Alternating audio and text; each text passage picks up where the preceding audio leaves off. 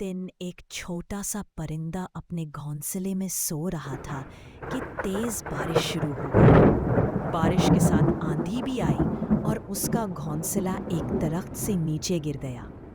परिंदा जख्मी हो गया, उड़ भी ना सका। तभी एक नन्हा सा कुछवा आहिस्ता आहिस्ता चलता हुआ आया और बोला, परेशान ना हो, मैं तुम्हें अपने खौल में छुपा लेता हूँ। कुछवे ने परिंदे को बारिश से बचाया, उसे घास के नरम बिस्तर पर लिटा दिया और रोजाना पानी और दाना लाकर देता रहा। कुछ दिनों में परिंदा ठीक हो गया और उड़ गया। जाते हुए वो बोला, मैं तुम्हें कभी नहीं भूलूंगा दोस्त। कुछ महीने बाद वही कुछवा एक शिकारी के जाल में फंस गया। अचानक फिजा में चहचहाहट हुई।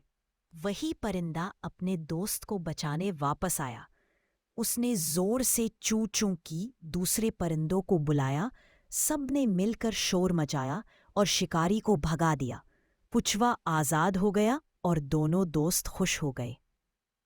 बच्चों, इस कहानी से हमें ये सबक मिलता है कि सच्चे दोस्त वही होते हैं जो मुश्किल वक्त में काम आए।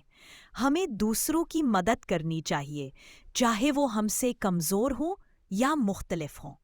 अगर आपको ये कहानी पसंद आई हो तो हमारे चैनल उर्दू कहानी घर को ज़रूर सब्सक्राइब करें, वीडियो को लाइक करें और दोस्तों के साथ शेयर करें, क्योंकि कहानियाँ सिर्फ सुनने के लिए नहीं होती, उनसे सीखने के लिए भी होती है।